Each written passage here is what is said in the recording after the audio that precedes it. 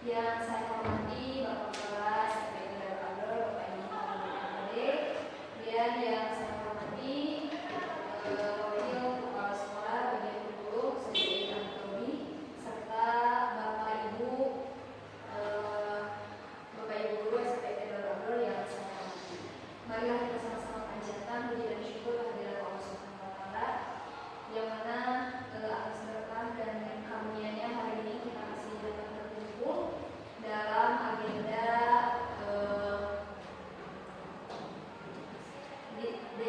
diseminasi budaya positif yang akan disampaikan nanti dari Bapak Ibu CGP SPID Darul Agro. Kemudian salawat serta salam semoga tetap tercurah limpahkan kepada pimpinan kita yang Nabi Muhammad SAW, pada para sahabatnya, pada para keluarganya, pada para tabi'in hingga pada kita selaku umatnya hingga akhir zaman. Pertama-tama saya ucapkan terima kasih kepada Bapak Ibu sekalian atas kehadirannya pada sore hari ini.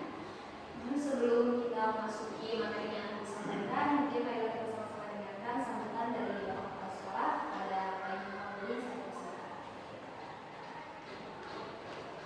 Bismillahirrahmanirrahim. Assalamualaikum warahmatullahi wabarakatuh. Waalaikumsalam warahmatullahi wabarakatuh. Innal hamdalillah nahmaduhu wa nasta'inuhu wa nastaghfiruh. A'udzu billahi min syururi anfusina wa min sayyiati a'malina. May yahdihillahu fala mudilla lahu wa man yudlil fala hadiya lahu. Asyhadu an la ilaha illallah wa asyhadu anna Muhammadan abduhu wa rasuluhu la nabiyya wa rasulullah. Yang saya hormati Bapak dan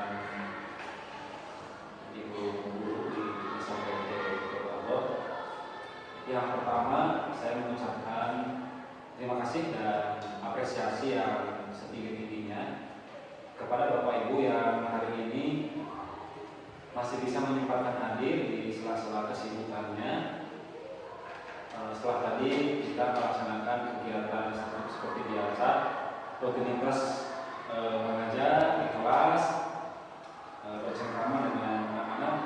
Hari ini kita pulang agak sore, tetapi insya Allah Bapak Ibu tidak akan rugi ya untuk mengikuti kegiatan ini. Kegiatan ini sebetulnya adalah diseminasi ya. Apa namanya? Pengimbasan program atau materi yang telah diterima oleh para calon guru penggerak yang ada di sekolah kita kepada kita semua. Saya yakin bahwa kegiatan ini akan sangat bermanfaat, khususnya untuk CGP itu sendiri, tentunya untuk kita semua. Seperti yang disampaikan sebelumnya dalam undangan yang disampaikan oleh perwakilan dari calon guru penggerak, ya, Ibu Yeni meminta kepada saya untuk memberikan sambutan tentang kegiatan hari ini. Disiplin positif itu adalah satu hal yang sebetulnya harus menjadi bekal ya, oleh setiap guru ketika dia masuk ke kelas.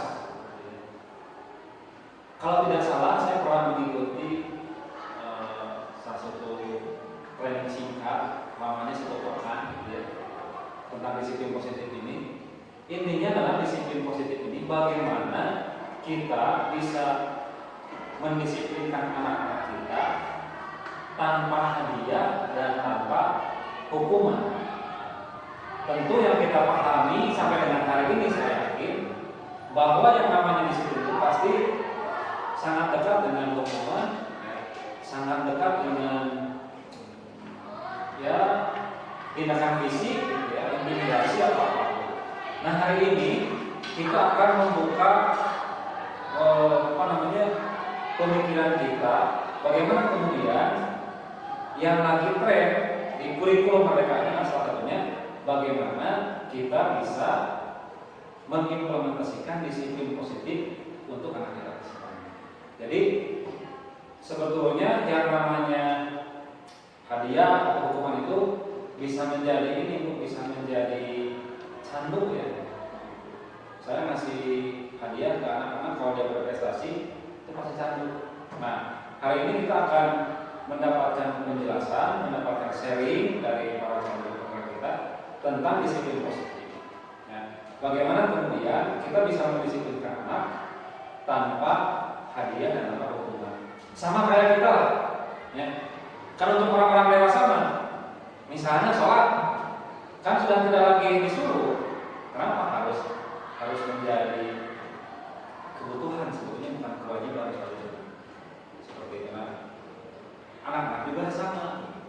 Jadi ketika mereka belajar, mereka apa, gitu, ulangan atau yang lainnya, itu harus menjadi kebutuhan bagi mereka. Sehingga tanpa diarahkan, tanpa yang mungkin hanya dimotivasi oleh kita, kemudian mereka secara sadar gitu, melakukan aktivitas belajar seperti itu mungkin bagi pengantar. Mudah-mudahan sekali lagi hari ini kita mendapatkan ilmu yang bermanfaat untuk kita untuk diterapkan di kelas kita masing-masing. Itu mungkin sebagai pengantar. Sekali lagi saya ucapkan terima kasih kepada Bapak Ibu yang hadir pada hari ini dan kepada para CGP yang hari ini bisa berbagi dengan kita semua. Itu saja mungkin. Bila taufiq wal hidayah. Assalamualaikum warahmatullahi wabarakatuh. Waalaikumsalam warahmatullahi wabarakatuh. Terima kasih kepada yang yang telah menyampaikannya. Mungkin acara selanjutnya yaitu sebelum kita mulai materi ya, ada kontrak kegiatan berbeda atau kontrak belajar dulu sebelum kita memasuki materi yang akan disampaikan oleh Ibu Asti. Kepada Ibu Asti, mohon berkenan saya kesini.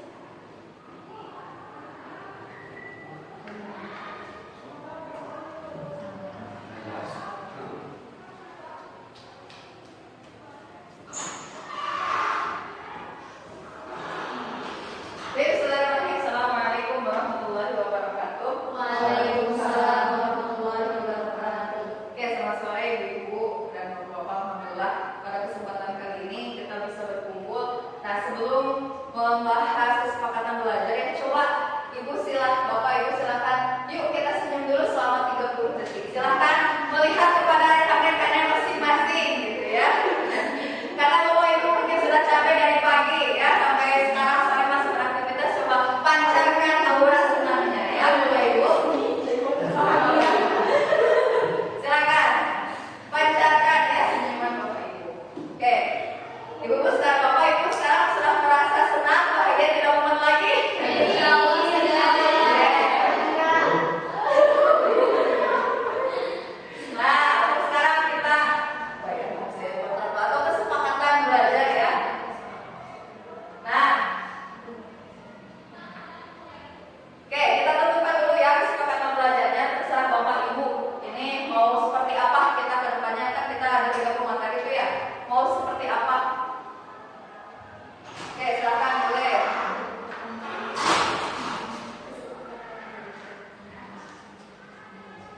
Oke, gimana Bapak Ibu? Silakan mau mengajukan. Jadi selama kita pembelajaran ke depan, mau seperti apa kita belajarnya? Gimana? Silakan berkarya. Misalkan mulai tepat waktu dan selesai tepat waktu, atau misalkan selama pembelajaran pakai di silent atau bebas. Boleh makan dan minum. Oke, boleh. Sepakat? Boleh? Makan dan minum? Boleh. Makan.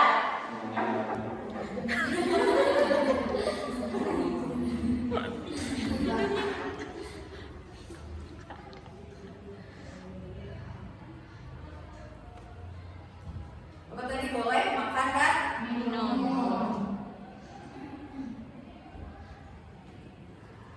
Oke, boleh. Oke, yang lainnya selain boleh? Selesai jam 5. Selesai jam 5. Masya Allah, jam 4:15 atau beres ya sampai jam 5.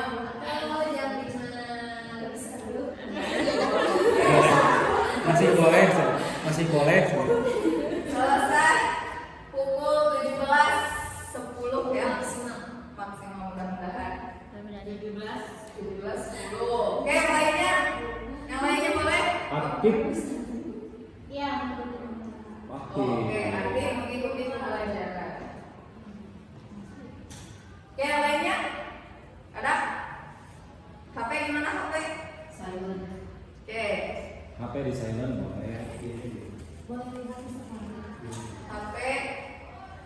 Sayur. Tuh hebat kamu. Malaya di sekolah lain mah. So, Oke, apa asal lagi? itu ya. Ini boleh makan dan minum selesai pukul 17.10 nanti begitu pembelajaran sampai di sayur. Ada yang lain?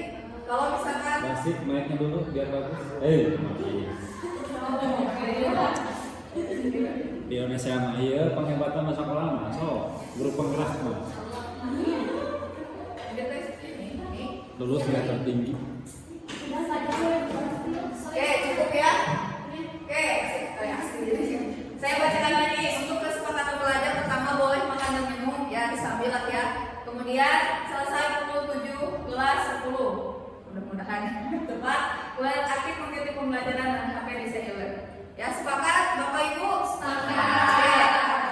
Nah setelah ini kita akan mengikuti pembelajaran. Untuk selanjutnya saya serahkan lagi kepada moderator. Assalamualaikum warahmatullahi wabarakatuh. Terima kasih kepada Yasti yang telah memimpin dalam kesempatan belajarnya ya. Tentunya ada 4 poin. Untuk selanjutnya kita memasuki acara ini ya, yaitu mungkin penyampaian materi mengenai diseminasi budaya positif yang akan disampaikan oleh Ibu Yeni Yulianti SPD. Kepada Ibu Yeni saya persilakan.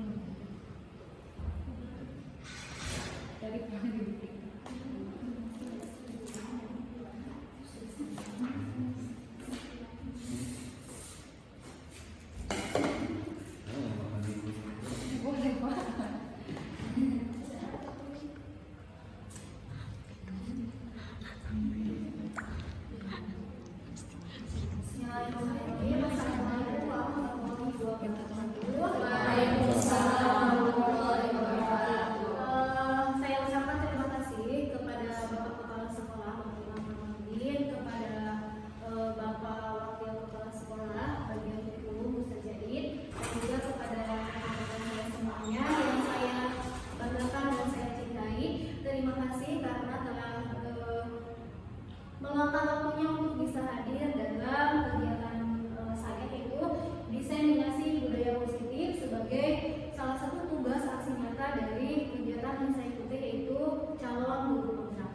Baik, selanjutnya adapun tujuan pembelajaran atau dari kegiatan aksi nyata ini adalah di sini CGP dapat menyampaikan pembelajaran dari penerapan konsep inti yaitu dari modul budaya positif serta pemahaman mengenai konsep-konsep inti dalam modul budaya positif yang saya pelajari. Selanjutnya, nah untuk materi budaya positif di sini ada 7 ya Bapak Ibu.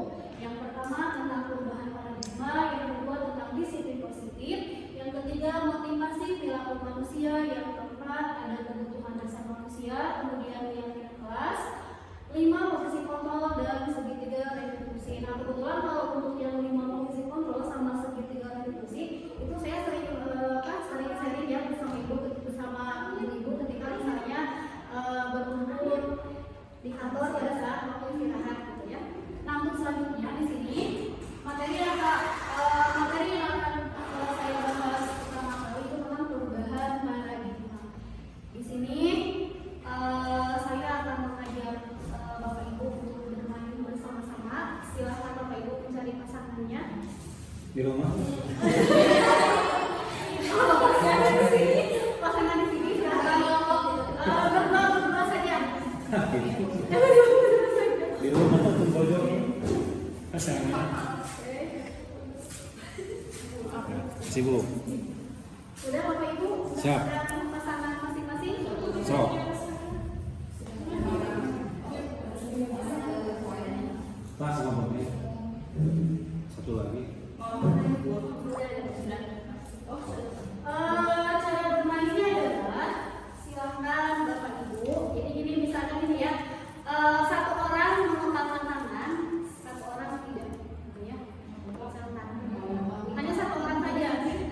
Mau siapa mau bisa dihitung Saya mau apa?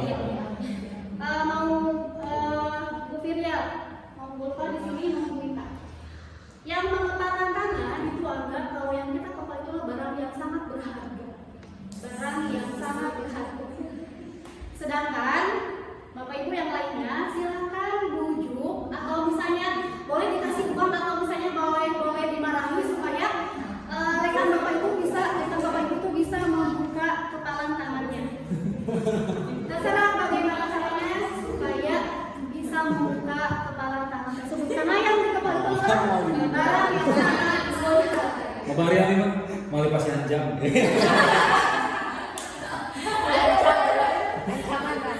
Selesai. Saya kasih waktu selama 10 detik saja ya. Tidak akan lama ya 10 detik atau saya sebentar 10 detik ya. Oke, silakan Ibu coba temannya. Dibujuk dia.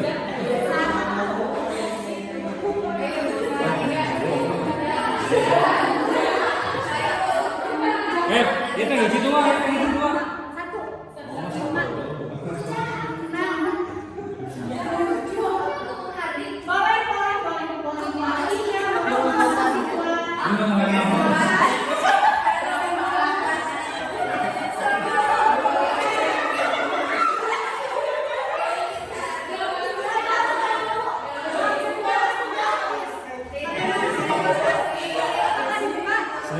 Saya mau kawin mah.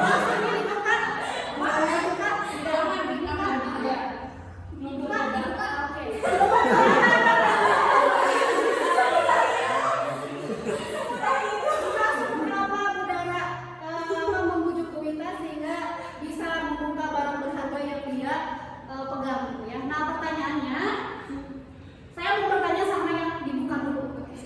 Bu Wita, kenapa alasannya dibuka? Karena dia membujuk saya akan membuat kedepannya. Iya, padahal saatnya dikawin. Bu ini saatnya dikawin. Siapa? Oke, kedua. Kalau sore sistemnya beda. Ada motivasi kenapa akhirnya Bu Wita berbujuk sama Bu Wita. Benar iya tak. Kalau tadi kenapa tidak membuka ketika Pak Imam membujuk? Kurang berbeda. Kurang romantis. Kurang menggoda. Kamu ditipu. Oh ditipu. Karena itu sangat berharga.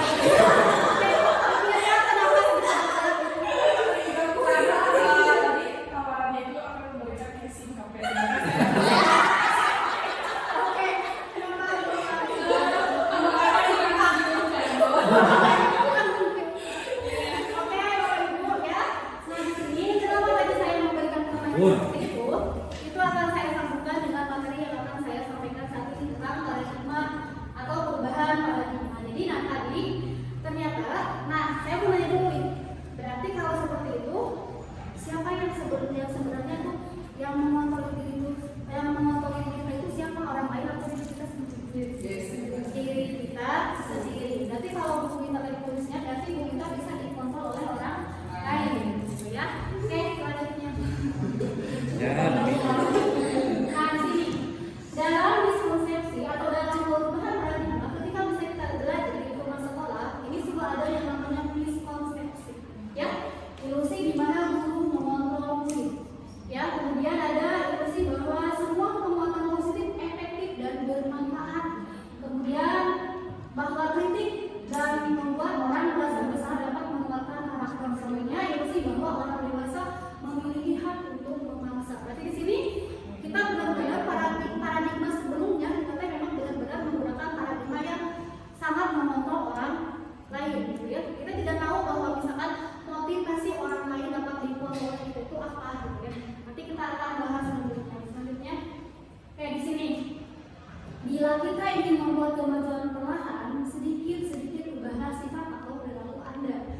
Namun, bila kita ingin memperbaiki cara-cara utama kita, maka kita perlu mengubah kerangka acuan kita.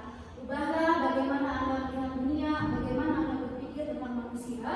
Ubahlah paradigma Anda, skema pemahaman dan penjelasan aspek-aspek tertentu tentang realitas. Nah, kita lihat selanjutnya. Nah, Bapak Ibu, di sini saya ingin menyampaikan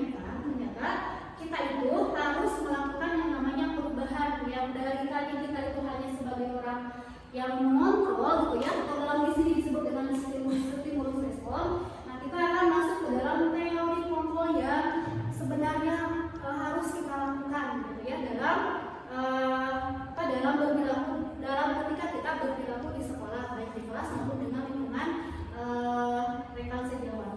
Kita lihat di sini perbedaannya. Ketika kita menjadi seorang pengontrol untuk pengontrol yang lain, yang pertama realitasnya kebutuhan kita sama. Ini kita menganggap bahwa orang itu kebutuhannya sama, makanya kita mengontrol orang itu dengan cara yang sama juga, gitu ya. Yang kedua, semua orang melihat hal yang sama. Kita mencoba mengubah orang agar berpandangan sama dengan kita. Tadi contohnya seperti Bu Minta dan Bu Dara ya. Tadi Bu Minta kata Bu Dara, saya mau kasih ini. Berarti itu di sini terdapat pandangan sama dengan kita. Perilaku buruk dilihat sebagai suatu kesalahan. Kemudian orang lain bisa mengontrol saya. Nah, kemudian selanjutnya saya bisa mengontrol orang lain. Pemahaman pemaksaan ada pada saat bujukan gagal. Tadi saya kata saya ya, boleh diintimidasi, boleh digimana penting mah dia bisa terkontrol oleh kita. Kemudian model berpikir menang dan kalah. Akhirnya tadi kita bisa mendapatkan ketika misalnya ada yang berhasil membuka, berarti yang kalah siapa? Yang membuka, gitu ya. Ketika misalnya kita tidak berhasil membuka, berarti yang kalah siapa? Yang membujuk, gitu ya. Nah, kita ubahlah radikal tersebut menjadi teori kontrol yang seperti ini, di mana kita melihat realitas kebutuhan kita berbeda, setiap orang memiliki gambaran yang berbeda. Kemudian kita berusaha memahami pandangan lain tentang dunia. Semua perilaku memiliki tujuan, hanya Anda yang bisa mengontrol diri Anda. Kemudian Anda tidak bisa mengontrol orang lain. Setelah itu ada kolaborasi dan konsensus menciptakan pilihan-pilihan baru. Nah, di sini model berpikirnya, jadi ini menang, ini menang. Tidak ada yang namanya menang dan kalah. Selanjutnya, nah menurut Bapak Ibu, ya, karena ternyata teori ini akan berhubungan dengan filosofi kehadiran dewantara itu artinya ya. Nah, saya ingin bertanya, menurut Bapak Ibu, apa pentingnya menciptakan suasana positif di lingkungan sekolah kita? Apa pentingnya? Seberapa pentingnya? Penting sekali. Kenapa sangat penting sekali? Karena kenyamanan bersama.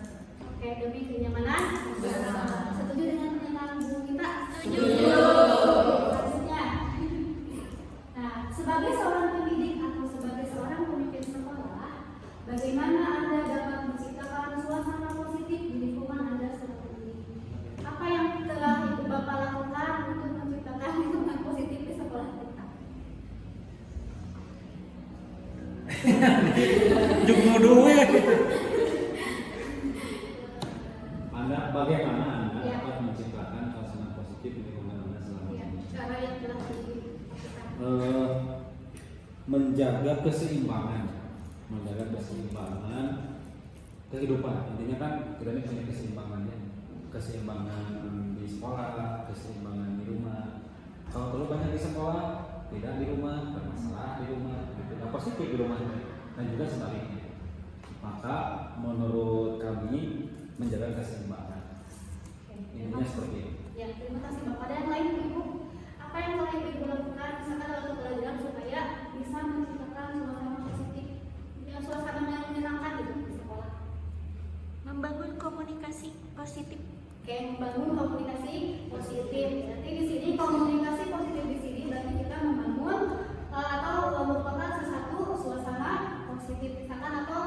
Misalkan di sini ada ibu-ibu yang mencoba untuk melakukan pembelajaran yang menyenangkan. Misalnya kalau saya lihat dari Bapak Ibu ini yang ada di sekolah kita tuh memang sudah benar-benar menciptakan suasana pembelajaran yang positif.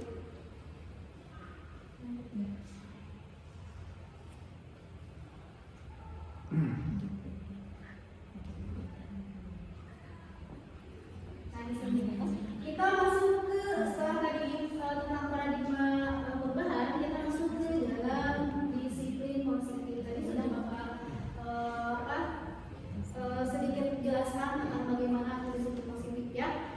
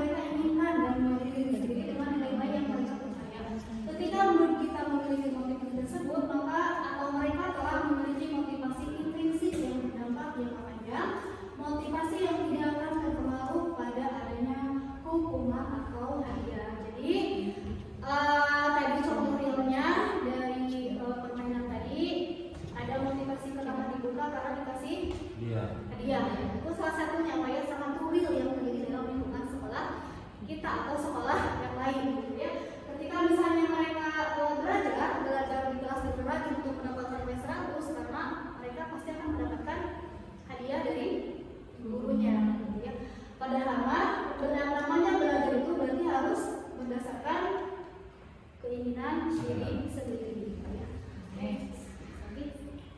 Nah di sini dalam disiplin positif ada nilai-nilai yang atau ada nilai-nilai kebajikan universal yang ingin didapatkan oleh atau yang ingin diperoleh oleh siswa.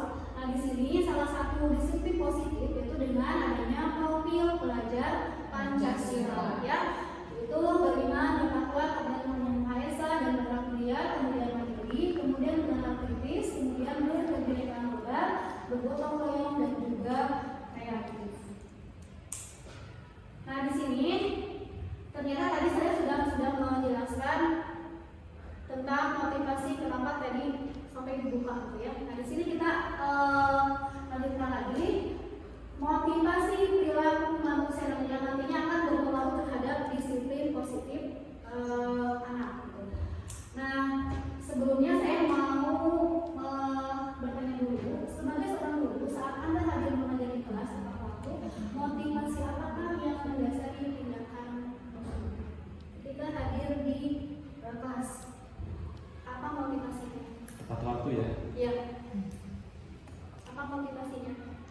Motivasinya karena kepala sekolahnya tepat waktu bisa ya, dong. bisa. Berarti Bapak sedang memberikan keadaan yang baik. Ibu, kenapa alasannya tepat waktu untuk kelas? Supaya siswanya juga Oke, berarti itu bagian dari keadaan gitu ya. Nah, seandainya dari sekolah Anda tidak ada peraturan yang mengharuskan guru datang tepat waktu dan tidak ada surat teguran bagi guru yang datang terlambat dan tidak ada atasan yang memuji Anda, apakah Anda akan datang tepat waktu untuk mengajar murid-murid Anda atau tidak? Kalau tidak ada peraturan, kalau tidak ada teguran atau kalau tidak ada pujian, Harusnya tetap datang tepat waktu. oke, akan tetap hadir tepat waktu meskipun tidak mendapat hukuman, meskipun tidak mendapat pujian. Oke, alhamdulillah. Baik, selanjutnya. Nah, di sini ada 3 motivasi perilaku manusia menurut Diana Gosen. Yang pertama adalah untuk menghindari ketidaknyamanan atau menghindari hukuman. Yang kedua untuk mendapatkan imbalan atau penghargaan. Yang ketiga untuk menjadi orang yang mereka inginkan dan menghargai diri sendiri dengan nilai-nilai yang mereka percaya. Menurut Bapak Ibu dari ketiga jenis motivasi tadi, motivasi manakah yang saat ini paling banyak mendasari perilaku murid-murid di sekolah kita? satu dan Satu dua. dan dua. Oke, alasannya kenapa 1 dan 2? Takut dihukum. Oke, karena takut dihukum. Yang kedua, Bebas. Tempat timbangan bebas kan, misalnya beli Iya. makanan, dia nonton, atau misalnya Biar keluar. positif. oke, mendapatkan imbalan dan penghargaan. Nah, berarti di sini kita memiliki PR ya Bapak Ibu ya, bagaimana supaya kita bisa menanamkan disiplin positif kepada anak agar mereka ada di posisi yang keberapa? Yang ketiga. Ya, itu berarti PR buat kita itu mereka melakukan sesuatu itu atas dasar keinginan mereka sendiri, menghargai diri sendiri, gitu ya, tanpa mendapatkan imbalan atau pujian atau juga hukuman, ya. Selanjutnya, nah di sini ada motivasi ekstrinsik. Kalau tadi kan motivasi intrinsik, ya, yaitu motivasi yang ada dari dalam diri sendiri atau diri kita. Nah, di sini ada motivasi ekstrinsik atau dari luar. Yang ini akan mempengaruhi terhadap perilaku siswa kita dalam menciptakan atau dalam melakukan disiplin positif. Karena ini memang sangat berpengaruh sekali. Silakan Bapak Ibu simak bacaan di samping ini. Atau mau saya bacakan?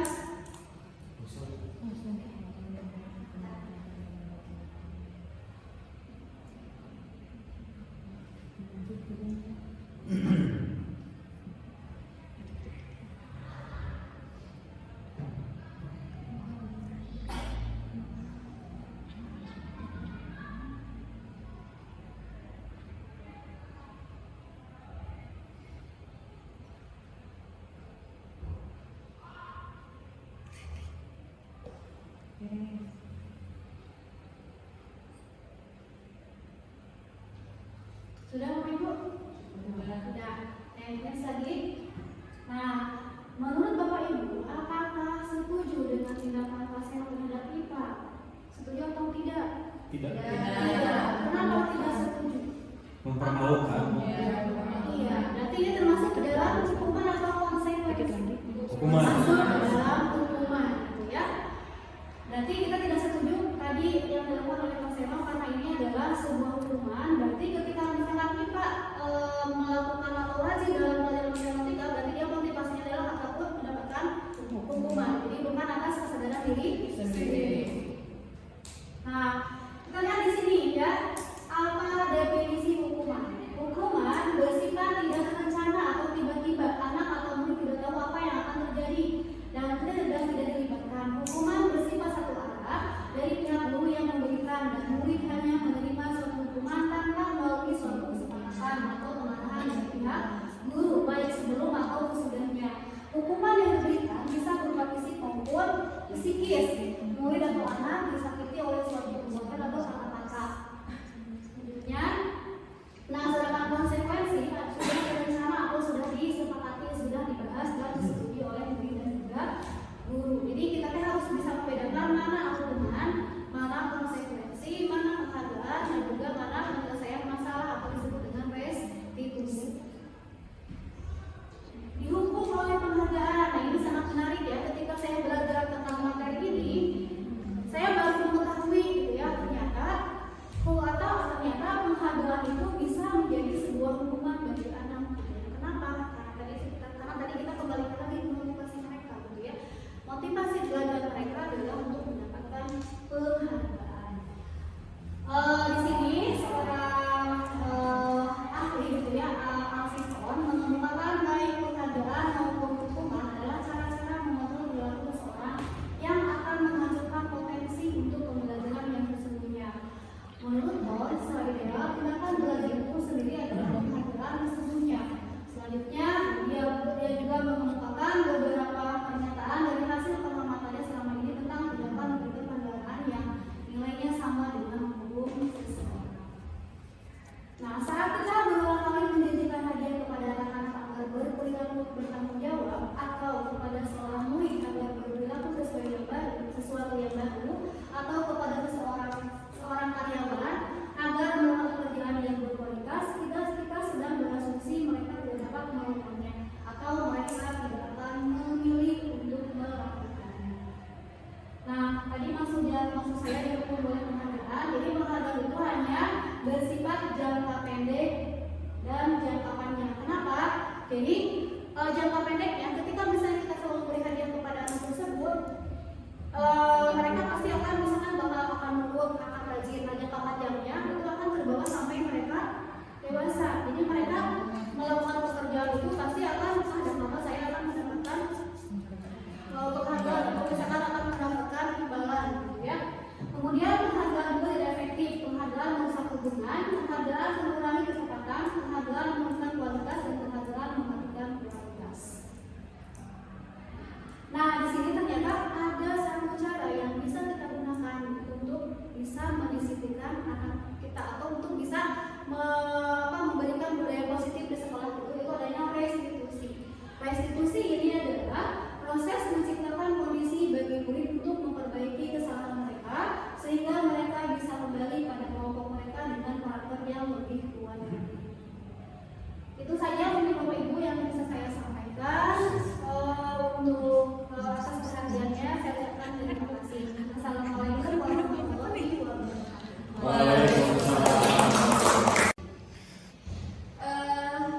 Baik, untuk selanjutnya yaitu materi yang kedua, insya Allah akan disampaikan oleh Ibu Asti Aisyah SPD dari kebutuhan dasar manusia. Kepada Ibu Asti saya persilakan.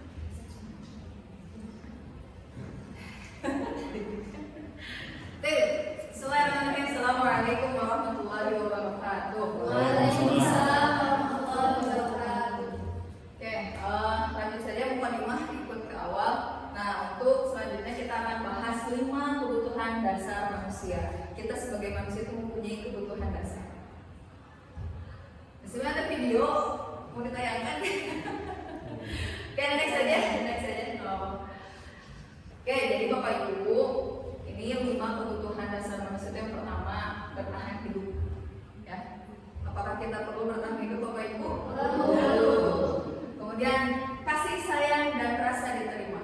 Oh iya. Ya, kepada dia, ibu-ibu fokus, bapak-bapak juga sama gitu ya, perlu kasih sayang kepada rasa diterima oleh semua orang. Kemudian kebebasan, ya bukan dalam artian ini bebas sebebas-bebasnya ya. Kemudian kesenangan dan kepuasan.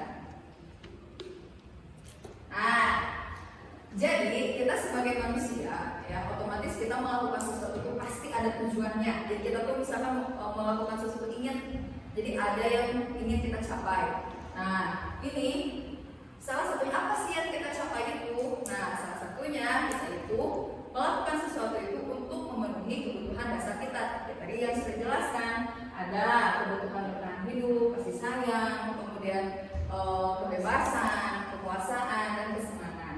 Nah, jadi Bapak Ibu, kalau misalkan kita di kelas, kalau misalkan ada anak yang melanggar aturan, katakanlah ya, atau misalnya jadi gak ada anak nakal, gak ada anak yang bandel, padahal apa yang dia lakukan itu dia tuh sedang mencari apa sih kebutuhan dia, atau dia itu gagal untuk memenuhi kebutuhan dia, gitu ya. Nah, jadi ketika anak itu melanggar peraturan, sebenarnya mereka itu gagal memenuhi kebutuhan dasar mereka. Jadi bukan nakal, bukan bandel anak itu ya Bapak Ibu. Nah, sekarang ini ada kisah nih tentang Ibu Ambar. Silahkan Bapak Ibu cermati apa yang dialami oleh Ibu Ambar ini. Karena ini kelas 2 SD ya, bayangkan dia tuh ya mungkin punya adik atau punya saudara yang SD ya gimana gitu ya. Perilaku anak SD itu seperti apa keaktifannya gitu ya. Anak saya kelas 2. Ucap. Jadi ini silakan sambil Bapak Ibu baca, saya sambil jelaskan bahwa Ibu Ambar ini ya menghadapi suatu problem gitu ya, karena di mana ada satu anak yang namanya Doni yang selalu ya berbuat ulah gitu. Nah, apa ulahnya? Dia itu suka ngambil ya makanan temannya dengan paksa. Nah, pertanyaannya, jika ibu bapak ibu ini menghadapi situasi kayak Ibu Ambar ini, mau gimana gitu ya? Apa yang akan ibu lakukan terhadap Doni? Ya, kalau misalkan di rumah gue, coba Bapak Ibu siapa yang mau menjawab? Bagaimana perilaku Bapak Ibu terhadap Doni ini? Agaknya Bapak Ibu itu sebagai Ibu Ambar. Saya Ibu. Oke, silakan. Tidak ditanya dulu. Dasarnya apa? Kebutuhan hidup, kesenangan, kebebasan. Yang mana pas ini teh? Menurut saya mah kesenangan. Ya, untuk Ibu Ambar, kalau saya menjadi seorang Ibu Ambar, yang saya lakukan adalah tentu saja mengajak ngobrol dulu Doni. Ngajak ngobrol dulu Doni kenapa ngambil makanan temennya, gitu ya. Pasti ada alasannya dong, Doni ngambil temennya. Bisa aja di rumahnya nggak dibekelin dan mamahnya sibuk berkarir, asik. Bisa aja ibunya sedang apa gitu ya. Nah, seperti itu, atau mungkin justru Doni kurang makan di rumahnya seperti itu ya. Lapar terus ya. Nah, seperti itu mungkin. Ya, siap. Terima kasih Bapak Ibu. Oke, silakan dari Bapak Ibu yang lain ada yang mau mencoba menjawab. Kalau misalkan Bapak Ibu di posisi Ibu Ambar, Ini Pak, udara belum Pak? oke, Saudara silakan. Apa yang akan Saudara lakukan terhadap Doni? Masih makan. Ya, jadi memang sebagai Ibu Ambar. Udara masih simpel. Masa aktifnya. Simpel udara masih makan. Jika saya menjadi Ibu Ambar, Ya, Ibu Ambar. ya, mungkin akan langsung bertanya pada anaknya, tetapi tidak langsung mencerca gitu ya. Dan Doni. Kira-kira kan dari Ibu Ambar berdeketin Doni gitu. Ayo kita berdua gitu. Ya, dengan anak kelas 2 SD gitu ya. Kita dibagi alasannya kenapa seperti itu. Terus didengarkan dulu alasannya, baru nanti membuat kesimpulan. Oke. Jadi dipanggil dulu ya, ditanya dulu alasannya kenapa begitu. Ayo ya terus gitu ya ngambil total temannya. Oke, tangan untuk Saudara. Oke. Next. Ada lagi Bapak Ibu yang mau berpendapat atau kita lanjutkan saja? Lanjut. Oke, lanjut. Nah, Bapak Ibu, berhubungan tadi 5 kebutuhan dasar tadi. Ya, Nah, kebutuhan kalau dasar. misalkan ya yang pertama itu kebutuhan bertahan hidup. Nah, ini bertahan hidup itu ya tadi kan sifatnya fisiologis kan, kayak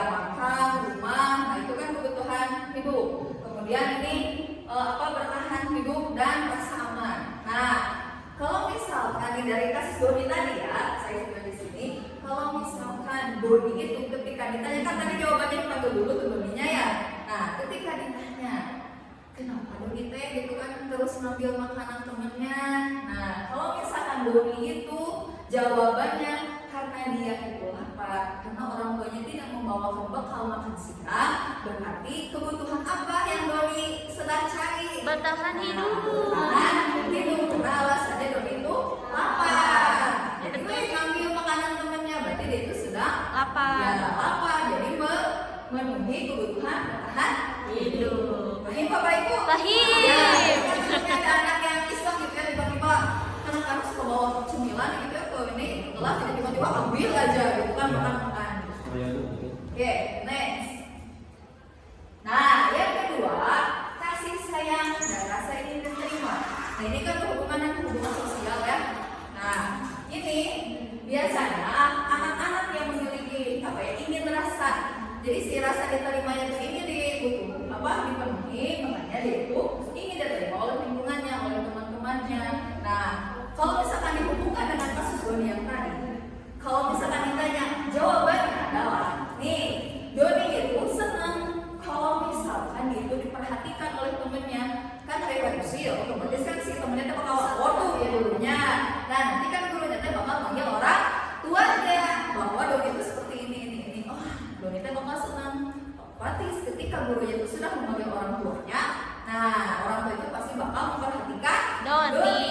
Jadi bakal dikasih bekal gitu buat makan siang. Makanya kalau misalkan Doni jawabannya seperti ini, nah kebutuhan dasarnya apa yang sedang ia penuhi adalah rasa kasih sayang dan rasa diterima. Jadi butuh kasih sayang terhadap orang tuanya, karena mungkin bisa jadi Doni itu kurang diperhatikan oleh orang tuanya. Oke, next. Gue boleh nanya, Nah, apa Pak? kalau yang surat-suratan itu kan melanggar tuh. Ya. Itu butuh kasih sayang atau butuh apa? Kayaknya butuh kasih sayang. Bisa jadi Pak, kalau misalkan biasa ternyata mencoba Kesenangan. Nah, di sini nggak ada bu dari 5 dasar. Kesenangan Bapak. kesenangan bisa. Karena ya mungkin apa ya Pak, ya bukan anak-anaknya. Ya mungkin mereka itu sedang ya kelas 9 itu kan yang masa puber. Nah jadi mungkin mereka teh ada ingin, bisa jadi ada tambahan ingin rasa dicintai oleh disayangnya teh. Iya. Bermain sih nggak boleh. Jadi Ini kan kasuistik kan? Oh, iya. Iya. Terus saya diulangi si hukum gitu. Jadi gitu. itu lagi karena nggak ada kok, karena ingin mencoba we gitu. Karena kebutuhan. Kebutuhan jadi dasar. Tanya mungkin Pak. Oke. Kamu dasarnya apa nih? Kebebasan, duit keluar. Oke, Oke, yang selanjutnya kebebasan. Nah, kebebasan itu apa maksudnya? Kebutuhan akan pilihan. Biasanya anak-anak yang ingin bebas ini, ya, ini suka apa ya? Banyak bergerak, ya, suka coba-coba. Ya, bisa jadi ini anak-anak yang sesuratan ini bisa jadi ingin memenuhi jiwa kebebasannya, gitu ya. Nah, makanya ya kemudian mencoba hal-hal yang baru dan yang menarik. Ya kan biasa contoh Pak ya, ini mungkin bapak ibu yang pernah mengajar di kelas 9B, di kelas 8A itu pasti setiap pertemuan ada mainan yang mereka pakai. Jadi kan di sana di Modik itu ada apa ya, kayak panah gitu kan, bikin lagi terus anak-anak. Terus kemarin pas saya masuk tuh ada yang bawa gas portable, semut kayak ini, kayak bawa harum ruangan. Kenapa? Mereka ingin mencoba gitu. Suasana baru gitu kan, pasti jawabnya gitu. Ya bisa jadi mereka tuh sudah mencari ya ini kebutuhan dasarnya, kebebasan ini. Nah, jika dihubungkan dengan Doni yang tadi, nah jadi kalau misalkan Doni itu ditanya, Doni itu sebenarnya bosan, hayo si makanan teh ceplok telur gitu ya, digoreng gitu kan, apa terus itu lagi. Nah, berarti Doni itu ingin mencoba makanan punya temannya, karena dia punya itu.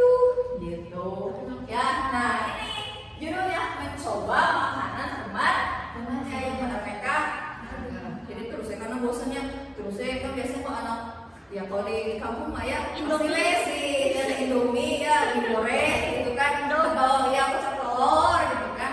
Ya karena mungkin Doni itu bosan, hanya misalkan si bekalnya itu terus jadi coba makanan temannya dengan iseng itu. Makanya kebutuhannya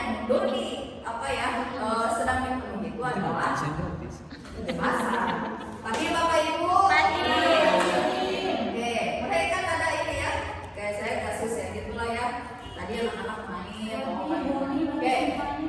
Kemudian kesenangan, ya kesenangan itu untuk merasa senang. Nah biasanya doni kalau misalkan anak ingin memenuhi kebutuhan kesenangannya, dia itu suka berkonsentrasi ya dengan apa yang dia lakukan.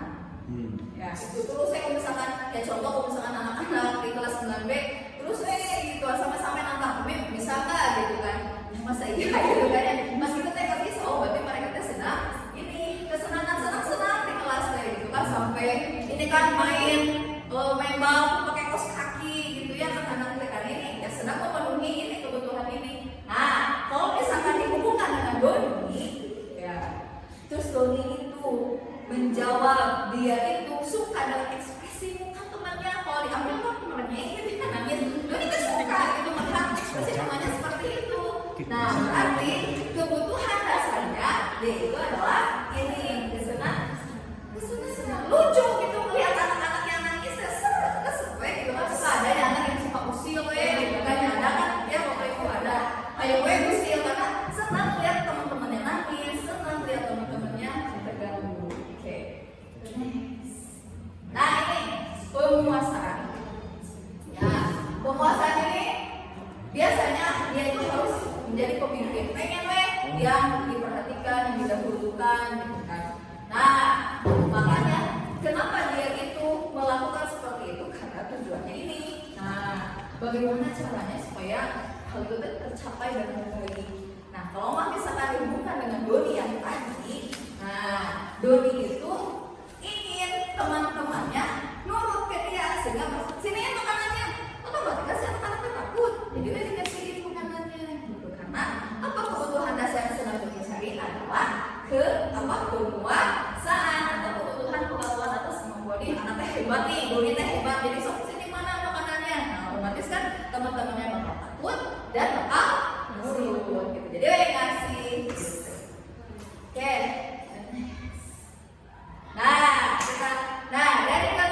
Dari 5 kebutuhan dasar manusia tadi, apakah Bapak Ibu sudah paham gitu ya? Jadi nanti kalau misalkan ada anak yang melanggar aturan atau misalkan membuat ya suatu permasalahan, kita cari dulu apa sih kebutuhan dasar dia yang dicari Yang belum terpenuhi. ya kebutuhan apa sih yang sedang dia cari itu. Jadi kan ada anak yang caper kayak contoh kalau misalkan kalau udah beres ngajar ibu nyamperin cerita, nah itu berarti dia sedang mencari kebutuhan dasar dia tuh sedang dipenuhi. Oke Bapak Ibu ada SPP dulu atau lanjut?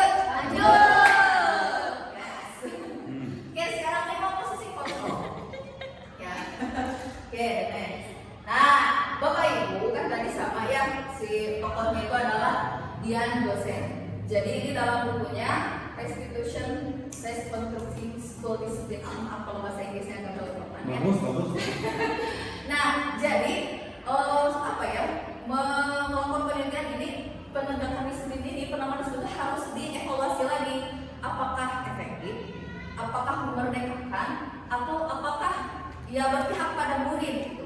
Nah sehingga ini Dr. William ini menciptakan sebuah teori. Nah teorinya ada 5 posisi kontrol. Apa saja Bapak Ibu 5 posisi kontrol ini? Oke, yang pertama ada penghukum, ya hukum gitu ya. Yang kedua pembuat rasa bersalah. Yang ketiga teman. Yang keempat pemantau dan yang kelima manajer. Oke, next. Nah, yang pertama penghukum. Biasanya ini penghukum itu lewat verbal bisa atau lewat fisik bisa. Nah, jadi bagaimana caranya supaya si anak itu nurut? Makanya bahasanya ini murid-murid itu lebih dalam lagi untuk memenuhi aturan. Nah, kata-katanya biasanya corona itu patuhi aturan saya atau awas kamu, ya. Atau misalkan kamu salah aja terus, gitu kan? Kemudian kamu pasti selalu yang terakhir. Saya kalau misalnya ada anaknya, contoh ada beberapa anak kita yang bilang ini gitu kan, kamu terus deh akhir atau bagaimana gitu ya? Terakhir wae. Nah, guru yang seperti ini, ya jadi udah. Kalau misalkan dia menghukum pasti anak bakal nurut persepsi dia. Oke, guys. Jadi, nah sekarang kita akan bahas ciri-ciri guru penghukum itu seperti apa. Pertama, nadanya tinggi. Kamu gitu kan ya. Nih, bahasa tubuhnya mata melotot. Bagi yang udah melototnya nama melotot. Kemudian nih nunjuk kamu gitu kan, jadinya nunjuk gitu kan, sama menghardik. Nah contohnya ini terlambat lagi pasti kamu bersama gini bisa gitu ya. Kamu telat lagi. Kamu telat lagi gitu kan. Kena sombong nanti mau hobi. Arahnya apa kamu gitu? Kamu telat lagi, kapan kamu tadi bisa terlambat bisa tepat waktu gitu ya? Terus saya telat gitu kan. Nah itu hukum. Nah bapak ibu bayangkan kalau misalkan anak itu dibentak seperti itu, apa yang dia rasakan? Nah otomatis itu bakal muncul dendam, muncul emosi. Nah efeknya bakal apa? Otomatis anaknya bakal nyeselin gitu. Ya, Nyeselin betul. apa ini?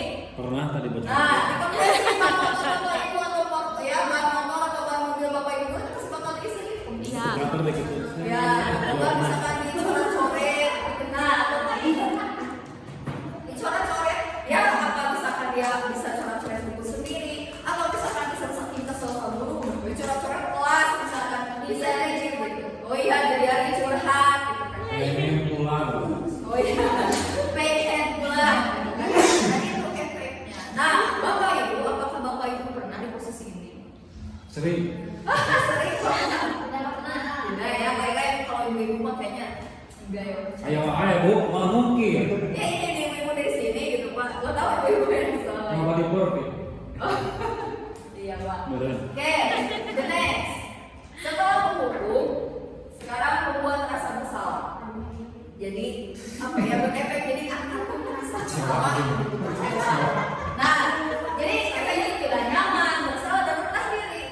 Gitu kan. Nah, kenanya, ada kecewanya. Iya. Ya, jadi menyepelekan gitu. Nah ini bahasanya, jadi memunculkan kata-kata yang membuat anak itu kecewa. Benar ibu mah kecewa banget sama kamu teh gitu kan. Jadi muncul ada ini kecewa. Jadi sudah memunculkan rasa kecewa terhadap anak. Nah, next. Jadi ya. Coba orang tua apa kemana coba? Ciri-ciri pembuat bersalah itu posturnya itu ya biasa sih nggak kayak tegas kayak hukum gitu ya, halus, tetapi bahasanya nyelekin gitu kan ya. Pasti ini lah ya. Masih maksudnya ya? Kayak apa? Bahasanya Adi gitu kan, kamu ini bagaimana ya, kan kamu sudah berjanji kepada bapak apa ya nggak akan balik lagi, sekarang kamu lagi benar bapak mah kecewa gitu kan ya, kecewa sekali. Nah bagaimana perasaan kalau misalkan bapak ibu mengungkapkan kekecewaan bapak ibu terhadap murid, pasti anak itu lebih merasa tidak nyaman jadi lebih tidak nyaman saat dia dihukum, karena biasanya lewat verbal itu lebih menyakitkan daripada Lewat fisik. gitu. Jadi anak itu lebih mendukung. Nah makanya sikap yang muncul itu lebih berbahaya daripada yang tadi tadi. Gitu. Jadi lebih berbahaya pada verbal bapak ibu ya. Apalagi kemudian yang ahwat mah baperan gitu ya. Oke, the next. Paham ya tadi. Nah sekarang ketika teman. Nah teman emang seperti dia bukan penghukum, bukan dia pembuat bersalah, tapi ini dia lebih menganggap murid itu adalah teman. Tetapi ada dua sisinya. Yang pertama positif, yang kedua negatif. Positifnya ya anak nyaman ke kita, tetapi negatifnya anak-anak itu bakal tergantung kepada kita. Ada misalkan Wisnu mungkin ada Bu Asy atau Bu Ulfa, Bu Dara gitu, Bu Inta. Nah ini biasanya kata-katanya, ayolah bantu demi bapak, yuk ayo demi anak, demi ibu gitu kan. Udah masih udah. Kemudian ya udahlah nanti ibu bantu. Nah ini tadi sifat positif positifnya sebagai teman, tetapi negatifnya ya bergantung. Kalau misalkan nih, kalau ada anak yang lagi bermasalah sama saya dalam murid ini, ibu kira-kira beda teman. Cepu ibu mah. Cepu ibu mah. Sudah tebalan. Nah, Sudah PPSD cepu. iya itu karena memposisikan diri itu sebagai teman murid. Next. Sok cepu apa mas? Nah, teman itu kan suaranya ramah, akrab, kemudian bahasanya biasa, senyum-senyum biasa. Nah ini perkataannya, dia ayolah, yuk kamu kan udah janji gitu, ayolah gitu kan. Jadi biasa sambil menegur itu sambil senyum-senyum gitu, jadi nggak serius gitu. Nah, bagaimana rasa murid dengan ya guru seperti ini? Ya Tapi negatifnya si anak ini ketergantungan kepada guru tersebut. Misalkan anak itu udah ketergantungan sama Miss Nuki, ketika Inggrisnya diganti sama Bu Firyaun, bakal beda lagi. Ya, Bu IPA tuh. Ya coba, saya contohnya, saya Nengkabe ngomong kene. bisa gitu. Contoh nih, saya pernah mengalami guru misalkan pertama kan saya guru fikih diganti jadi hadis, otomatis anak-anak tuh bakal beda gitu. Jadi apa ya, si aura kelasnya berbeda. Biasanya ngajar fikih, sekarang ngajar hadis gitu kan. Jadi bakal beda karena yaitu anak-anak tuh memposisikan kita tuh sebagai teman gitu. Ya, paham Bapak Ibu? Paham. Nah, pemantau. Nah, ada yang keempat, pemantau. Pemantau ini biasanya fokus terhadap peraturan dan konsekuensi. Ya, peraturan itu pemantau. Nah, makanya kalau misalnya ada anak yang berbuat kesalahan, apa konsekuensinya? Kamu tahu nggak peraturan kalau melanggar apa hukumannya? Gitu kan? Nah itu. Jadi terus menawarkan kepada peraturan, menawarkan kepada konsekuensi. Nah, makanya seorang pemantau sangat mengandalkan perhitungan. Terus saya bawa buku-buku kemana? Saya bawa potlat.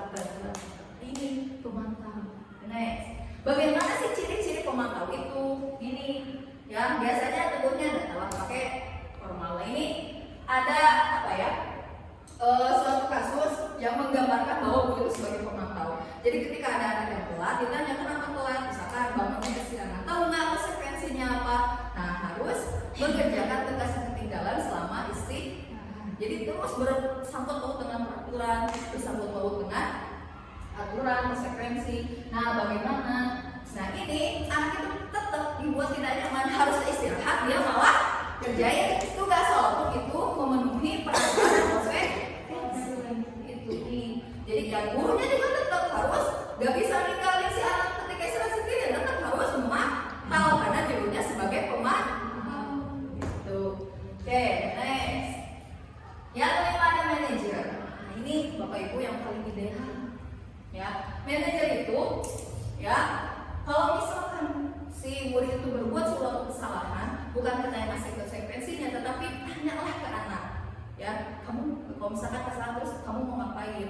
Apa yang akan kamu perbaiki dalam ya kesalahan kamu ini? Gitu, untuk memperbaiki apa kesalahan kamu ini. Nah, makanya ini apa yang kita yakini? Makanya kan ini nyambungnya nanti ya ke materi selanjutnya ada keyakinan kelas. Jadi sekarang Bapak Ibu, setiap kelas itu harus membuat keyakinan kelas. Bukan hanya kontrak belajar saja, tetapi ada keyakinan kelas. Nah, tugas seorang manajer bukan untuk mengatur dalam seorang, tapi membimbing muridnya untuk mengatur dirinya supaya muncul jiwa tanggung jawab. Oke, badan. Nah, ini Bapak Ibu. Coba di sini ada perkataan, coba Bapak Ibu pernah nggak sih posisi ini gitu? Oke, adik apakah kamu mengetahui jam berapa sekolah lupa jam 7? Jadi intinya mah bagaimana ini itu. Saya bisa menanyakan teman saya Pak memberikan tugas baik itu bisa dilakukan. Apakah besok akan ada masalah untuk kamu agar bisa dapat waktu ke sekolah? Kenapa? Jadi intinya mah bagaimana anak itu supaya tidak melakukan kesalahan lagi, tetapi dari kesadaran mereka sendiri, bukan dari kita sebagai guru yang gitu masih hukuman apa gitu. Oke, next. Nah, jadi kalau misalkan kita memposisikan diri kita sebagai manajer, otomatis anak-anak itu akan terbangun dari dirinya kesadaran, tanggung jawab. Makanya kita tuh fokus kepada murid, bukan kita pengen disanjung oleh guru-guru, pengen disanjung oleh orang tua. Kita tuh harus fokus kepada murid. Nah, kalau misalkan kita diposisikan sebagai manajer, nah kita tuh harus mencari jalan keluarnya ya permasalahannya secara bersama-sama tadi dengan konsultasi dengan. Oke, next. Nah, yang terakhir, dari 5 posisi kontrol yang tadi, posisi mana yang pernah Ibu Bapak lakukan? Coba dari kita. Data, teman. Apa? Data, teman. Pembuat kesal kayak itu kecewa. Teman memantau. Oh, teman gue nih. Pembuat dasar bersalah teman. Teman saudara. Dasar bersalah teman memantau. Oh, memantau. Oke. Bapak. Bersalah teman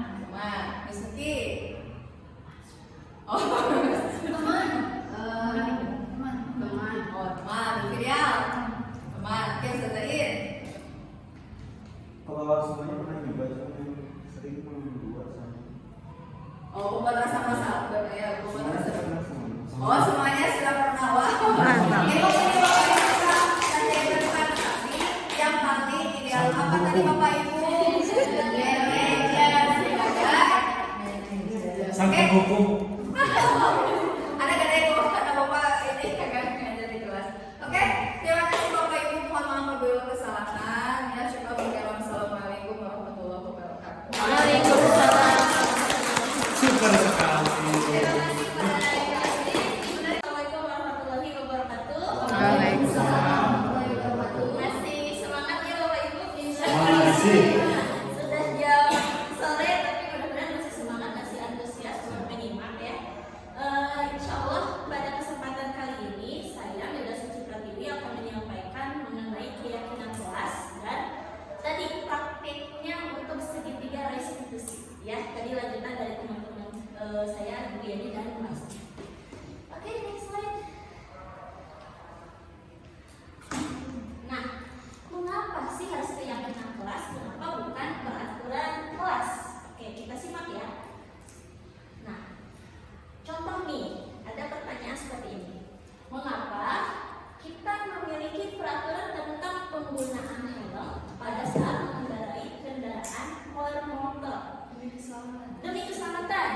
Sepakat semuanya demi keselamatan? Demi keselamatan. Next lagi. Mengapa kita memiliki peraturan tentang penggunaan masker dan mencuci tangan setiap saat? Kesehatan. Sepakat kesehatan? Oke, kita buka jawabannya. Betul sekali, untuk keselamatan dan untuk kesehatan. Ya. Nah, ini akan menjadi pengantar kita bagaimana sebuah peraturan yang tadinya bernama peraturan menjadi sebuah keyakinan. Karena keyakinan ini lebih dalam lagi. Oke, next slide. Sip. Nah, keyakinan kelas. Keyakinan kelas itu yang barusan tadi Bapak Ibu tebak, nilai-nilai keselamatan atau kesehatan inilah yang kita sebut sebagai sesuatu yang dinamakan keyakinan. Pakai helm biar selamat, pakai masker dan cuci tangan biar sehat ya, biar tidak sakit.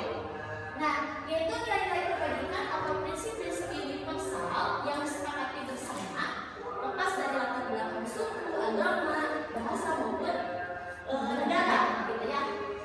Kemudian menurut dosen 1998, suatu keyakinan akan lebih memotivasi. Nah, ini sesuatu yang lebih memotivasi daripada peraturan ya, atau memotivasi secara intrinsik. Tadi sama Bu Yani sudah dibahas bagaimana motivasi ekstrinsik dan bagaimana motivasi intrinsik itu muncul.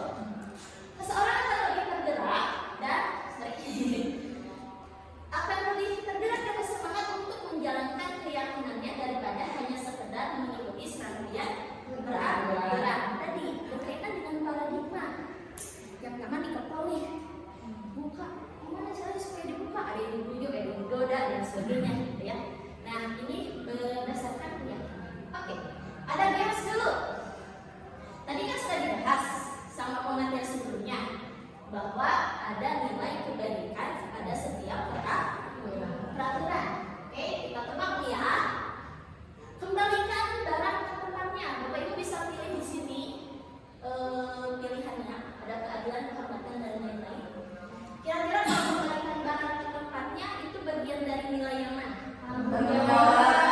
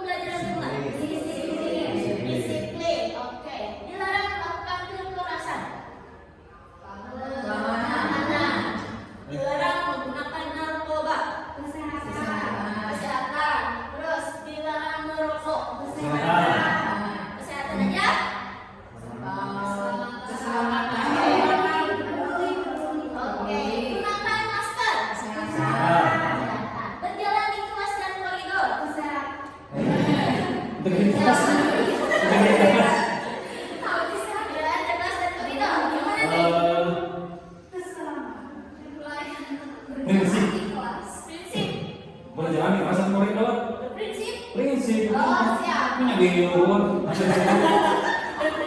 Kita tampung semuanya sudah diingat-ingat ya jawabannya apa saja. Nah ini adalah hasilnya. Jadi kebaikan tetapnya itu adalah nilai kebajikan yang diambilnya adalah bertanggung jawab. Dan dilarang mengganggu orang lain itu saling menghormati. Ya, hadir di sekolah 15 menit itu menghormati orang lain dan komitmen. Tapi di sini nggak ada ya komitmennya. Dan lain sebagainya ya. Ini adalah nilai kebajikan yang dituju ketika ada suatu peraturan.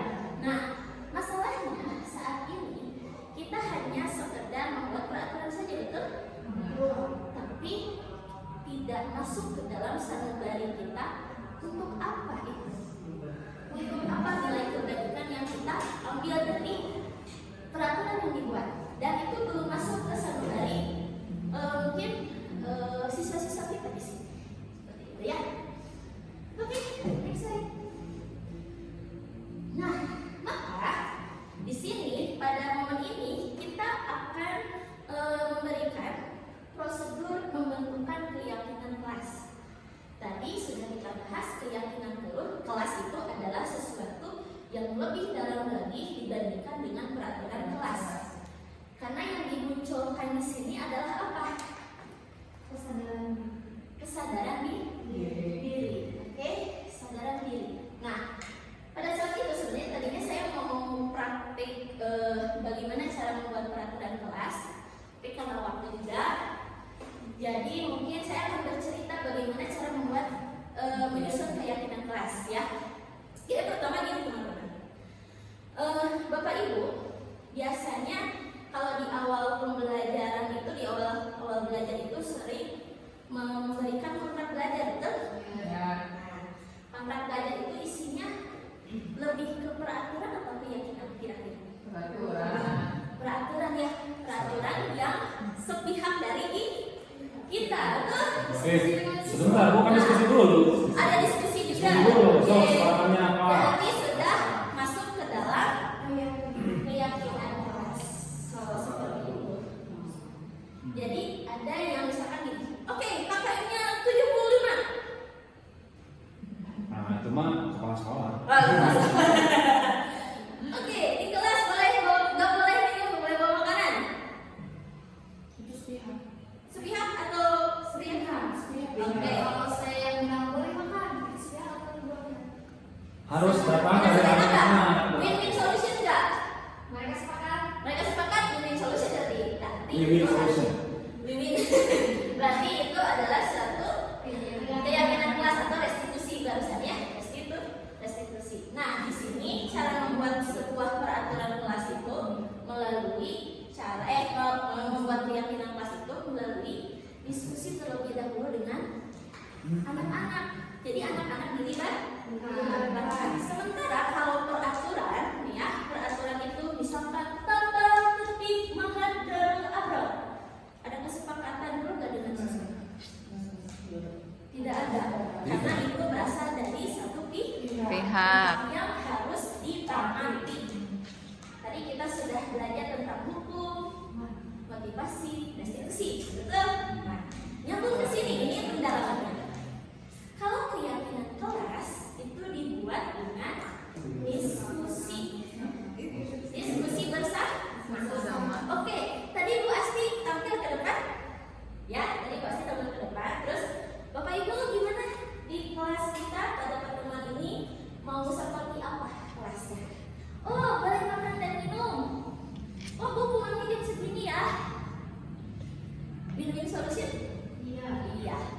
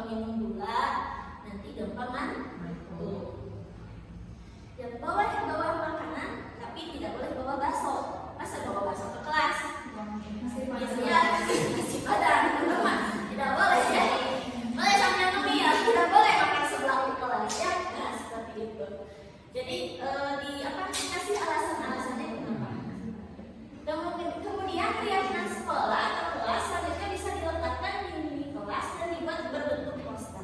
Oke, next slide. Nah, ini contoh peraturan kelas. Biasanya kalau di peraturan kelas itu ada kata-kata jangan, masih menggunakan kalimat negatif, yaitu jangan, dilarang. Jangan dan dilarang itu adalah ciri khas dari sebuah peraturan kelas atau sekolah. Contoh di sini, jangan berisik ketika guru tidak ada. Itu adalah peraturan. Ketuk pintu dan beri salam itu udah masuk kalimat positif. Kemudian mana lagi yang ini, dilarang keluar kelas tanpa izin dari guru. Ini bahasa Melayu ya. Tanpa kebenaran. Nah, dilarang keluar kelas tanpa izin guru. Ini mah contoh dari Google. Contoh dilarang. Nah, masih ada kalimat negatif, karena kalimat negatif itu ciri khasnya adalah perintah. Tidak boleh, dilarang, jangan. Nah, seperti itu ya. Kalau keyakinan kelas dibikin sama-sama, ditinjau bareng-bareng, dan sangat menghindari yang namanya kalimat negatif, maka muncul ini. Yuk, jaga kebersihan ruang kelas kita. Supaya apa? Supaya nyaman, saling peduli, menghargai, dan membantu antar teman. Ini lebih ke awal peraturannya itu seperti ini. Dilarang membuli teman, dilarang mengintimidasi teman, seperti itu. Maka kita ubah kalimatnya ke bentuk kalimat positif, yaitu saling peduli. Kalau di kelas 7C di sini ya, di sini kemarin kita bareng-bareng buat bahas keyakinan kelas, tidak boleh ada bullying. Oke, berarti harus saling gimana? Peduli. Ya, perhatikan setiap pembelajaran berlangsung ya. Berarti dari mengubah dari ini. Jangan berisik. Nah, jangan berisik ketika guru sedang tidak ada atau ketika guru sedang menerangkan. Mengerjakan tugas tepat waktu itu perubahan dari jangan telat mengumpulkan tugas. Dan aktif dalam pembelajaran dan berani bertanya atau menyampaikan pendapat. Jadi jangan banyak-banyak supaya anak-anak juga ingat, gitu ya. Selesai untuk keyakinan kelas. Masih ada lagi Bapak Ibu? Ada pertanyaan tuh, sama pertanyaan. Oh, boleh Pak. Sama-sama ini Pak Guru. Ya. Gimana Pak pertanyaannya? Jadi gini Bu, yang namanya buka aturan ya. Iya. Saya ini kan sekarang sedang menangani anak yang interaksi di mana Pak? Ya. Kata yang lebih tepatnya apa? Kata yang lebih tepatnya apa? Sendiri aja atau jangan benar? Jangan pacaran atau jangan ngobrol, jangan chat, jangan surat-suratan. Oke. Sehingga Balik lagi Bapak ke posisi kontrol seperti yang masih Kata-katanya Pak. seperti yang Bahasanya misalnya Bahasa yang meyakinkan jadi keyakinan kelas itu Pak. harus itu kan jadi keyakinan sekolah. Kenapa anak masih ada yang seperti itu? Apakah mereka tidak tahu atau seperti apa? Jagalah hati. Atau misalnya bodoh baso, tumpukan pandangan buku dulu ibu. Pas menang mana kan? Di Al-Quran sendiri wala dan jangan wala taqrabu zina dan jangan mendekati zina. Nah, itu juga menjadi sebuah pertentangan ini ya Pak, beberapa kalangan, karena memang jalan itu juga ada di kitab kita, janganlah itu untuk mempertegas sesuatu yang memang benar-benar tidak boleh, gitu ya. Sementara saya setuju gitu ya, saya setuju dengan kondisi di mana harus ada yang dipertegas gitu, jangan dibikin abu-abu seperti itu. Maka yang solusi dari apa yang Bapak tanyakan sebenarnya akan dibahas sekarang. Oh iya, sih. Seperti itu ya Pak. Waktu ya. Iya Pak. Salah slide dia 13 Pak. Oke, ya lanjut ya dari pertanyaan dari Bapak-bapak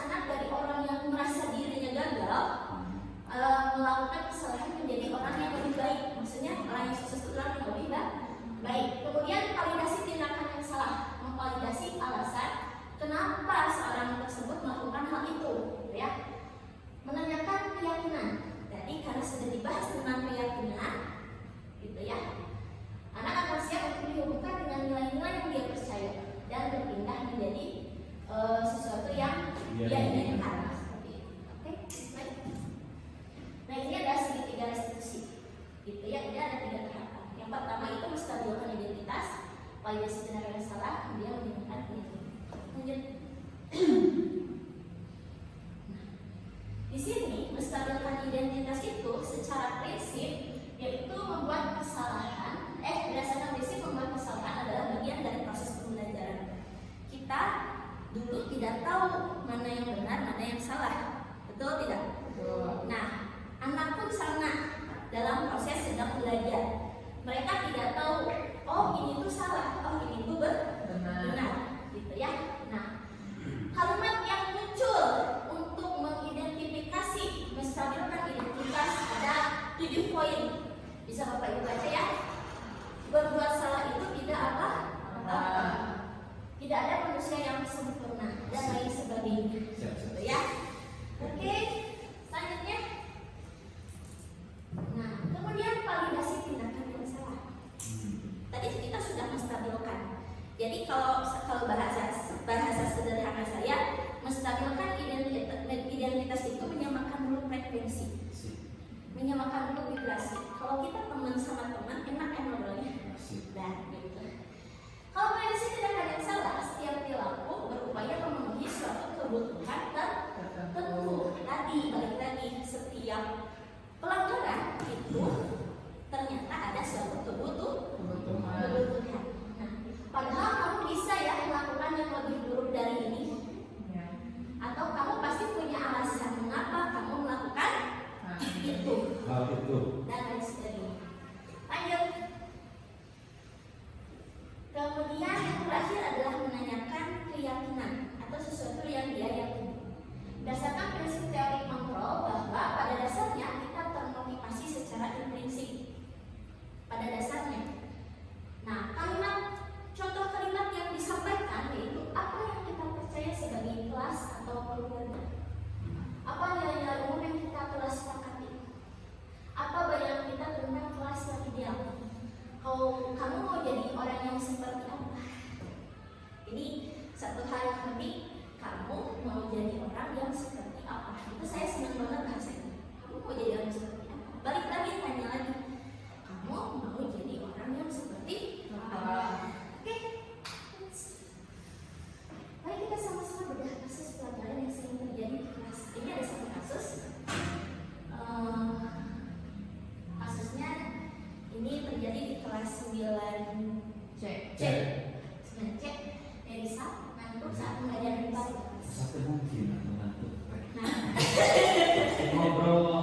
Ngantuk ya.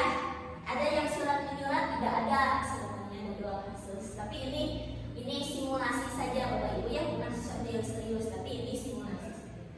Dia sampai tertidur dan tidak memperhatikan saat guru menjelaskan materi di depan kelas karena kurang tidur akibat ngobrol sampai larut malam bersama teman asrama-nya. Silakan ditampilkan videonya seperti apa? Ini ada videonya, bisa kebuka nggak? Mana Bu?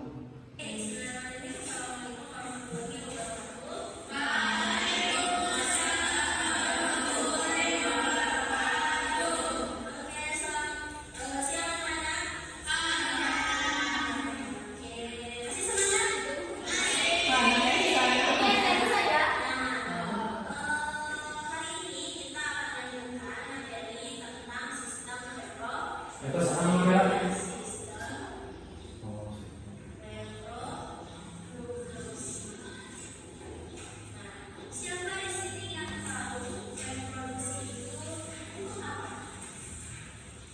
Mana ini terus kan?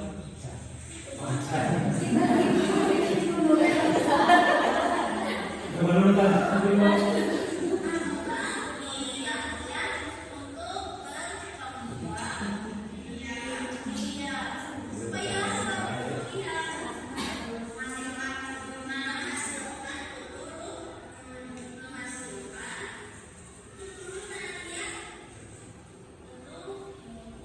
kita alami kan? Maksudnya ceritanya. Oh, Ada pepatah seperti ini.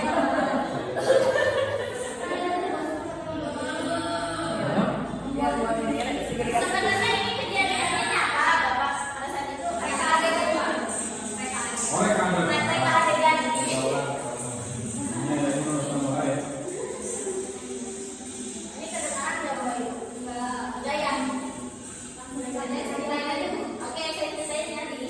Orang mau jauh ya sama. Oke. Jadi gini Bapak Ibu, Nerisa ini ketiduran di kelas karena mengantuk. Pada saat menstabilkan identitas, bahasa saya seperti ini ke Nerisa. Kamu tidak apa-apa sebenarnya. Biasanya memang jam siang itu rawan ya.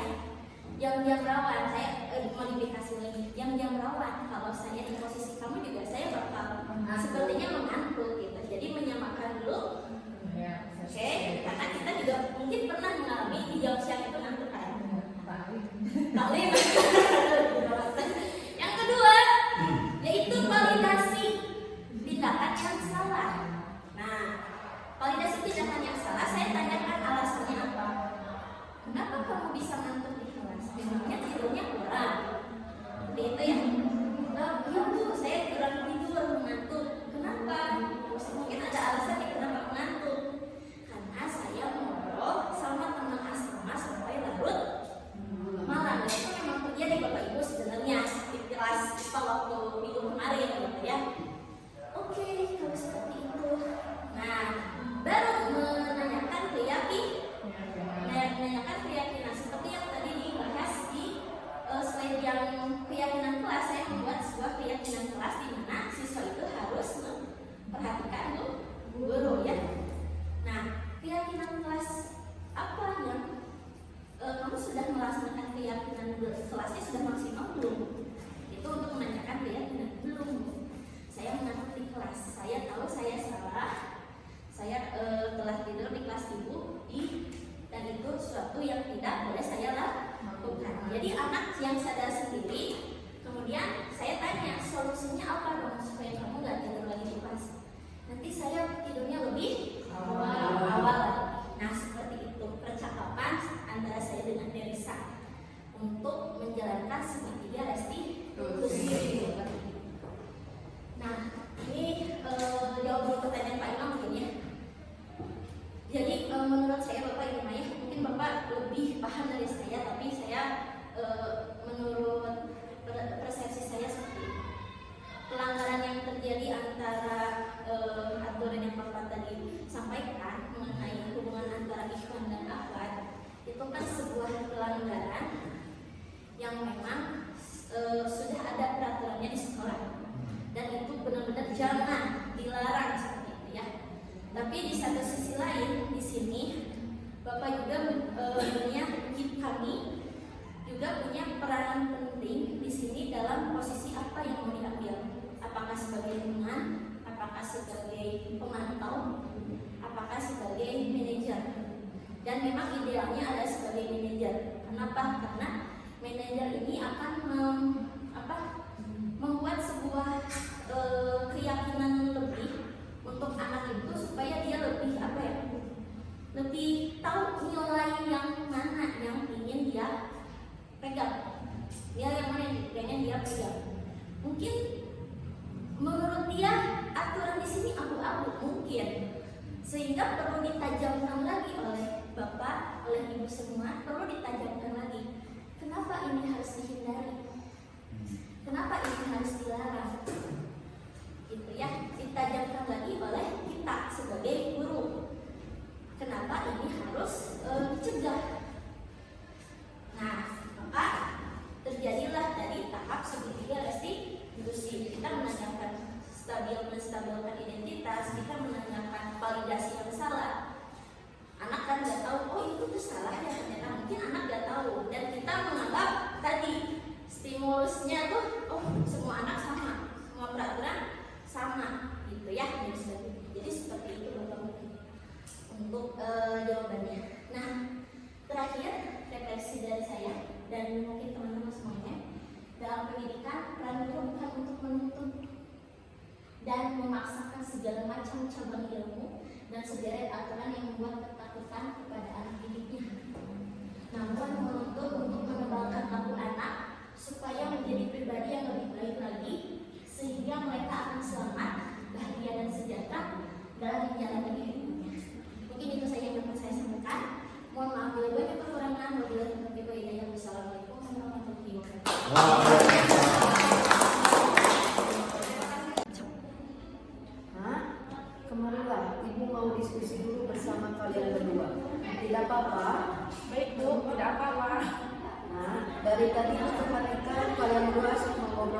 loyalitas di kelas. Apa benar begitu? Iya Bu, kami minta maaf. Tadi kami mengobrol saat Ibu menjelaskan materi. Oh, begitu ya. Ibu yakin mungkin kalian sedang hilaf hari ini, dan setiap orang pasti pernah berbuat salah. Tidak ada manusia yang sempurna. Ya Bu, sekali lagi kami minta maaf karena sudah melakukan sesuatu yang tidak semestinya di jam pelajaran itu. Iya, tidak apa-apa. Mari kita cari solusi bersama untuk membantu kalian menyelesaikan masalah ini. Baik Bu. Pasti kalian memiliki alasan mengapa mengobrol di kelas saat ini menerangkan materi pelajaran. Boleh tidak Ibu mengetahuinya? Ada Bu, alasannya kami mengobrol tadi kami sedang membicarakan tragedi tadi malam saat di asrama. Ada teman asrama kami yang sedang sedih karena uangnya hilang. Oh, seperti itu ceritanya. Ibu turut prihatin dengan kejadian ini. Apakah muslimah kalian sudah tahu masalah ini? Sudah Bu, ini sedang ditindaklanjuti oleh bagian asrama. Baiklah, Ibu paham. Pasti kalian mengkhawatirkan teman kalian yang sedang kena musibah ya. Akan tetapi, hal yang kalian lakukan saat pembelajaran di kelas saya, apakah perbuatan yang bijak? Tidak Bu. Apakah kalian masih ingat tentang keyakinan kelas yang telah kita buat bersama-sama di awal pertemuan kita di kelas 9? Iya masih Bu. Bisakah kalian mengingat dan menyebutkan keyakinan kelas yang sudah kita sepakati bersama? Coba sebutkan apa saja yang kalian ingat. Disiplin waktu, berdoa sebelum dan setelah pelajaran, bersikap santun dan hormat kepada orang lain, dan memperhatikan guru ketika menerangkan. Bagus. Coba Ibu tanya, apakah mengobrol di kelas saat guru menerangkan merupakan sikap santun dan menghormati orang lain? Bukan Bu. Ibu mengerti kalian sedang mengkhawatirkan teman kalian yang saat ini sedang sedih. Akan tetapi jam pelajaran seharusnya kita gunakan untuk belajar, bukan mengobrol di kelas, karena itu bukan perbuatan yang bijak. Lalu, kalian punya solusi tidak agar kejadian barusan di kelas ini tidak terulang lagi di saat jam pelajaran? Insya Allah Bu, saya akan lebih bijak dalam bertindak di kelas dan lebih menghormati guru serta memperhatikan pembelajaran di kelas. Insya Allah kami akan lebih fokus dalam pembelajaran itu. Alhamdulillah kalau seperti itu. Tentunya kalian sudah tahu apa dampak positifnya jika kamu belajar dengan fokus memperhatikan penjelasan guru saat pembelajaran di kelas, bukan? Iya Bu, kami akan lebih paham dengan materi yang disampaikan. Dan kami bisa mendapat nilai yang bagus ketika ulangan. Oleh karena itu, mari kita bersama-sama untuk selalu melaksanakan keyakinan kelas yang sudah kita sepakati bersama agar kita bisa mencapai sebuah kesuksesan dalam belajar. Dan jangan mengulangi lagi perbuatan tadi ya. Baik Bu, terima kasih banyak. Ya, sama-sama. Silakan kalian kembali untuk persiapan sholat zuhur ya. Baik Bu, kami permisi terlebih dulu. Assalamualaikum.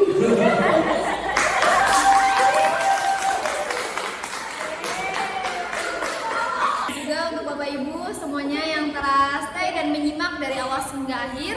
Alhamdulillah materi yang kita sudah selesai. Mari kita tutup dengan membaca hamdalah dan kafaratul majlis bersama-sama. Assalamualaikum warahmatullahi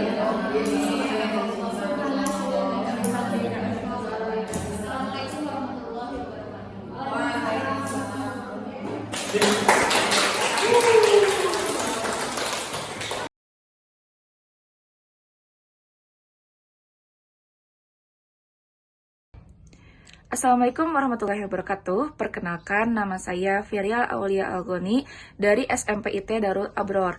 Di sini saya akan menyampaikan kesan pesan saya setelah mengikuti kegiatan diseminasi budaya positif.